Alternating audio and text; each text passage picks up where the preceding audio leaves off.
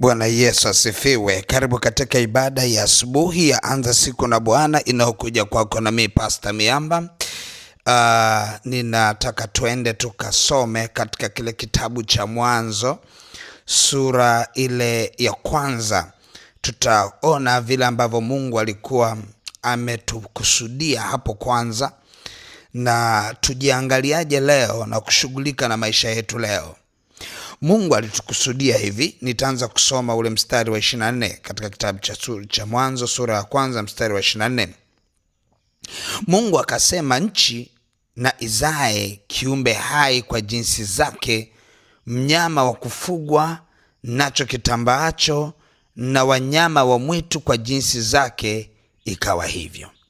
Mungu akawafanya wanyama wa mwitu kwa jinsi zake na wanyama wa kufugwa kwa jinsi zake, na kila kitu kitambaacho juu ya nchi kwa jinsi yake. Mungu akaona ya kuwa ni vyema. Mungu akasema, na tumfanye mtu kwa mfano wetu na kwa sura yetu, wakatawale samaki wa baharini na ndege wa angani na wanyama wa nchi yote pia, na kila chenye kutambaa kitambaacho juu ya nchi. Mungu akaumba mtu kwa mfano wake, kwa mfano wa Mungu alimuumba, mwanamume na mwanamke aliwaumba. Mungu akawabarikia. Mungu akawaambia, zaeni mkaongezeke, mkaijaze nchi na kuitisha, mkatawale samaki wa baharini na ndege wa angani na kila kiumbe chenye uhai kitambaacho juu ya nchi. Sasa tunaona hapa kuna kitu Mungu anakiongelea kama plan, halafu kuna kitu kinafanyika hapo hapo kama baraka.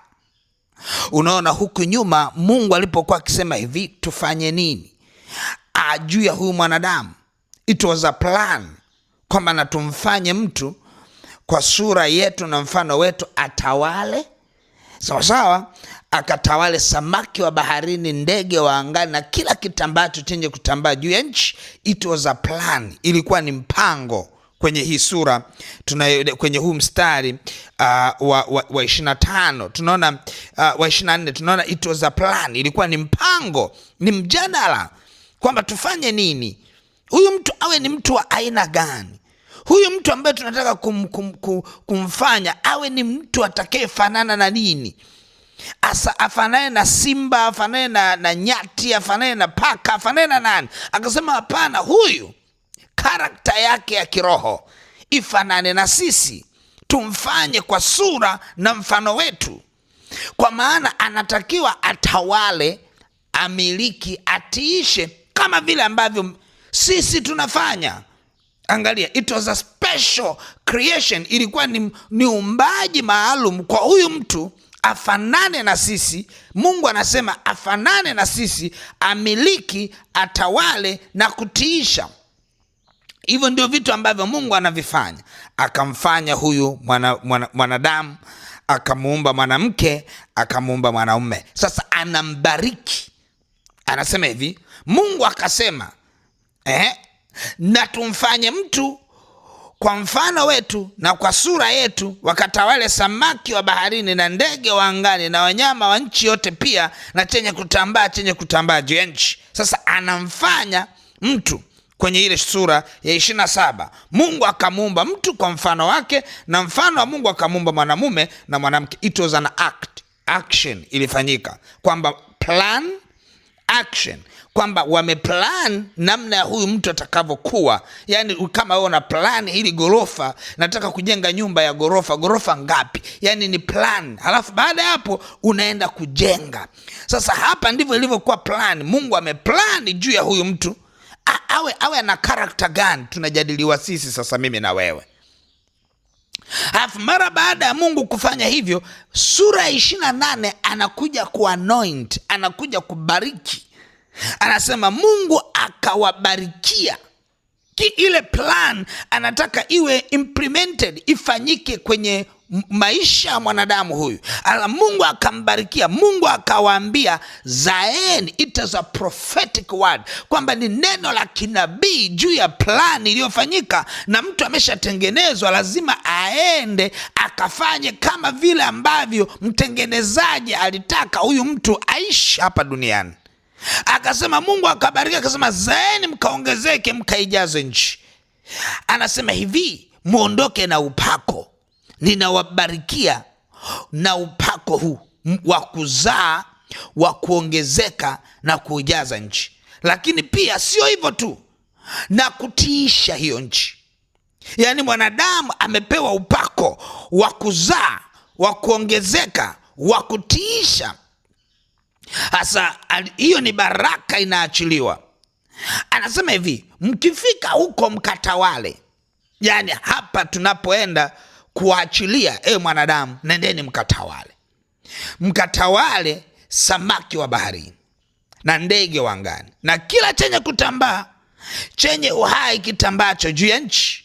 Angalia, ni baraka ya umiliki. Hakuna aliyepewa baraka ya kumiliki na kutawala. Hakuna mnyama mwingine aliyepewa. Simba hajapewa mamlaka ya kumiliki na kutawala, hata kama akiwa kwenye mbuga huko anawatisha nyati, anawatisha swala, lakini hana mamlaka, hana anointing ya kumiliki, kutawala, kutiisha samaki wa baharini, ndege wa angani. Ndio maana ukuta yuko mbugani tu, hawezi enda baharini. Lakini anasema huyu mwanadamu yeye ataenda kila kona, kwenye kila kinachokuwa kina exist kwenye dunia hii atakitawala. Chenye kulika atakula, chenye kama tunda kulila atalila. Yani yeye amepewa nguvu ndani yake, si kwa vile alivyo na akili. No. It was anointing, ulikuwa ni upako, ni nguvu, a special creation yenye capacity ya kuweza kutawala, yenye uwezo wa kuweza kutawala. Na ile ni anointing, ni upako unakuwepo. Sasa angalia, Mungu anaeleza jinsi ambavyo anaviumba vitu vingine. Anaumba majira, anaumba na nyakati, lakini mtawala wa yale majira na nyakati ni huyu special creation, ni huyu mwanadamu. Kwa tunaona sasa hapa Mungu ameachilia, amemalizana na sisi. Achana vile shetani alivyokuja, alichokuwa kikiiba ni ile anointing, ni ule uwezo, upako ulioachiliwa kwa mwanadamu. Angalia sasa, kama unaondoka sasa, wewe ni nani? Mimi naitwa Pastor Miamba. Sijajua mwenzangu naitwa nani kwa jina lako. Utasema mimi ni hapa duniani ninao uwezo, nilipewa mamlaka ya kumiliki, kutawala, kutiisha. Kutawala nini? Kila kitu. Samaki wa baharini, ndege wa angani na vyote vyenye kutambaa vitambavyo juu ya nchi. Nimepewa mamlaka. Yaani Mungu aliachilia anointing, ule nini, uvae nini, uishi vipi. Yaani Mungu alikupa kutawala, kwamba maana ya utawala ni nini? Wewe ndio unayeamua uishi wapi. Wewe ndio unayeamua utembelee gari gani. Wewe ndio unayeamua ukaishi kwenye nyumba ya namna gani. Wewe ndio unayeamua ule nini. Wewe ndio unayeamua leo niende nchi gani. Ndio maana ya kutawala, kumiliki na kutawala. Sasa nataka nikushtue kitu kimoja. Ukiona hauna uwezo wa kufikiria nile nini, halafu uweze kula unachokitaka, ujue kuna ukombozi unatakiwa ufanyike. Ukiona haujui uvae nini, ama unavaa kutokana na ulicho nacho, bado kuna nguvu ya kutawala imeibiwa. Ukiona unakaa kwenye nyumba ambayo si kwamba unaipenda, lakini hamna namna, ujue tayari kuna kitu unatakiwa ukifanye. Ukiona huna uwezo wa kwenda nchi yoyote kwa sababu ya uchumi, ujue kuna kitu hakijakaa sawa. Ukiona tu, kwa ndio maana unakuta hata hapa kwenda Mwanza, unakuta kutoka Dar es Salaam kwenda Mwanza kuna usafiri wa malori ya usiku, kuna usafiri wa mabasi, kuna usafiri wa ndege, kuna usafiri wa, yani kila mtu kutokana na nguvu yake ya umiliki. Na ndio maana kuna mtu mwingine kwa hali tu ya umiliki moja kwa moja anaenda kuvizia malori, hana haja ya mabasi, anajua huko bana, wewe huko sio kwangu. Na mwingine anaona moja kwa moja mimi kwangu ni airport. Yani kuna namna ambayo mtu anatakiwa ajitambue yeye ni anamiliki na kutawala na kutisha, ama ule upako umeibiwa. Upako ule ukiibiwa, lazima mtu mmoja arudi kwa Bwana, amwambie Mungu, nimekuja kulalamika, kuna kitu hakijakaa sawa kwenye maisha yangu. Ninaona naishi sawa sawa na vile ambavyo siishi sawa sawa na vile ulivyokusudia. Kuna kitu hakijakaa sawa, kuna kitu hakijakaa sawa. Unakumbuka wale watu wa ule mji walipomwona Elisha, akamwambia Elisha, hapa bwana, kuna kitu hakijakaa sawa, kuna kitu hakijakaa sawa. Nchi hii ni njema kama uonavyo, Bwana wetu, lakini nchi inazaa mapoza, maji yake hayafai kunywa.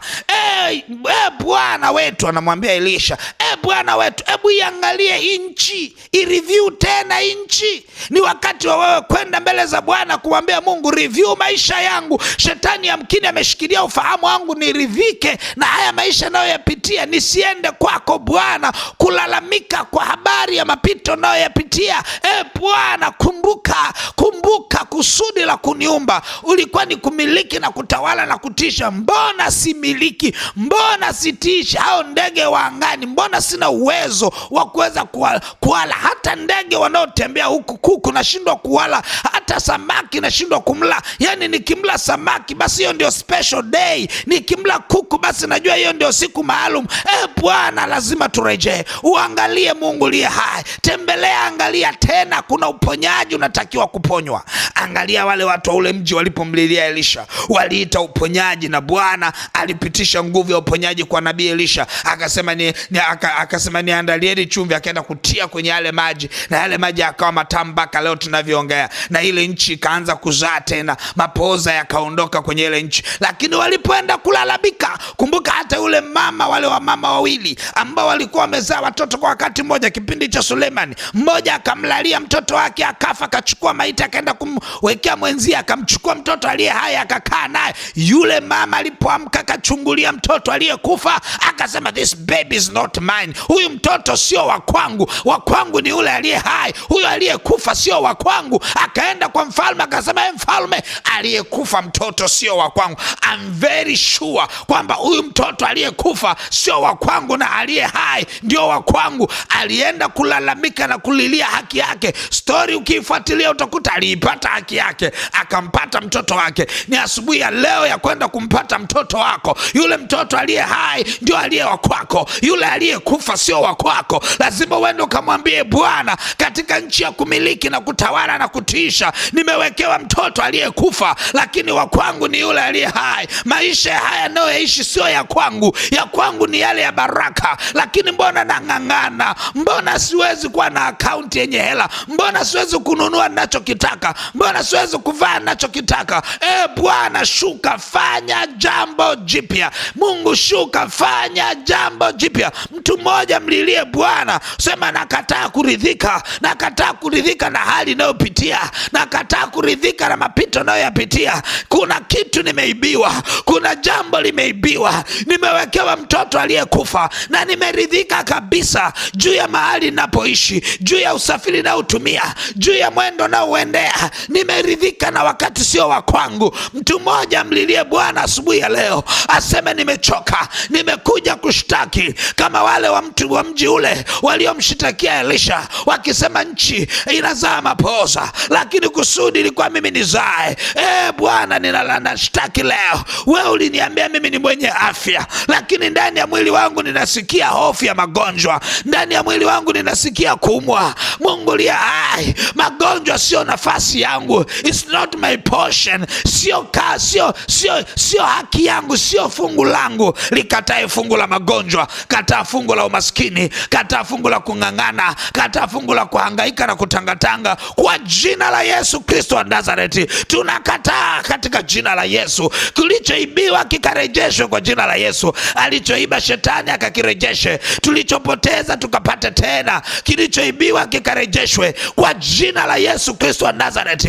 Ule mpango wa kwanza tunaenda kukomboa, mpango wa kwanza wa kumiliki na kutawala na kutiisha. kurejesha ile nguvu ya umiliki iliyoibiwa, ile nguvu ya utawala iliyoibiwa. Ninaamuru leo irejeshe ndani ya maisha yetu, ndani ya maisha mtoto wako anayenisikia. Irejeshwe ndani yetu Jehova, ile nguvu uliyoiachilia, ule upako uliotutangazia ya kwamba zaeni mkaongezeke. Nguvu ya kuzaa imeibiwa, nguvu ya ongezeko imeibiwa. Bwana, nguvu ya kutawala imeibiwa, nguvu ya kumiliki imeibiwa, nguvu ya kutiisha imeibiwa. Tunahitaji urejesho. Iwe ni asubuhi njema, asubuhi ya urejesho katika jina la Yesu. Kila kilichoibiwa, hali iliyoibiwa, tunarejesha leo katika jina la Yesu Kristo wa Nazareti. Mungu aliye hai, Baba, asante kwa neema yako, asante kwa mafuta yako unayoyaachilia asubuhi ya leo. Mtoto wako mfungue akili akapate kuzijua haki zake. Ameridhika mahali ambapo nchi yake inazaa mapoza, ameridhika mahali ambapo maji yake hayafai kunywa. Bwana, ninaomba umsaidie mtoto wako huyu asiridhike tena, anyanyuke na kuenda na kusema, mfalme, nabii, unayejua hali ya mapito ya nchi yangu, ukaniponye leo. Bwana, ukaniponye leo mapito ya hali ya nchi ulionipa. Mungu liye hai, inazaa mapoza, biashara yangu inazaa mapoza, lakini kuna namna nahitaji ukombozi wa kurejeshewa mpango wa kwanza. Mungu liye hai, asante kwa neema na rehema, asante kwa kibali chako, asante kwa nguvu zako. Katika jina la Yesu tunarejesha leo, tunarejesha leo, tunarejesha leo katika jina la Yesu Kristo wa Nazareti. Mungu aliye hai, Baba, asante kwa rehema na neema.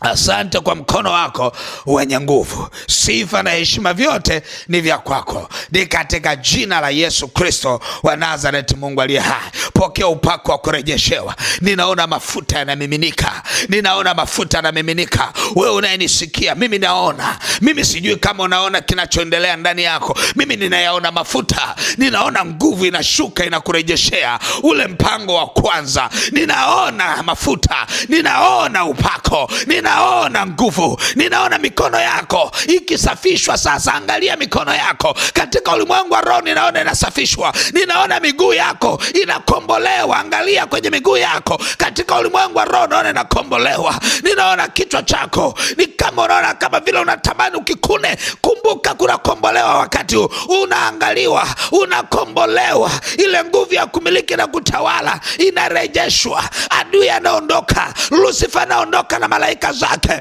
Akasema, nikamuona shetani akianguka kama umeme, akiachilia maisha yako. Ninamuona shetani na malaika zake na mapepo yake yakianguka kama umeme, yakiachilia maisha yako leo katika jina la Yesu Kristo wa Nazareti. Mungu aliye hai, Baba, asante kwa neema na rehema, asante kwa mkono wako. Sifa na heshima vyote ni vya kwako katika jina la Yesu Kristo wa Nazareti.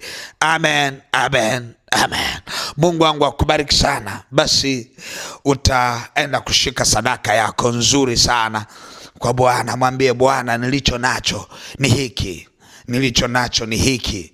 Alafu utaenda kumwachilia Bwana. Mwambie Mungu, nilicho nacho ni hiki, ninaomba ukipokee. Ninahitaji hichi nilicho nacho kikanirejeshe nafasi yangu. Tunachoongelea ni nafasi ambayo Mungu anatakiwa kukurejeshea leo, na imeshakuwa.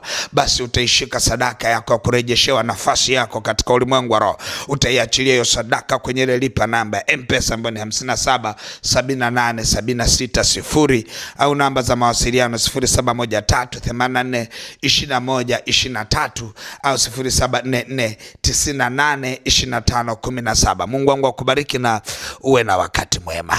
Amen.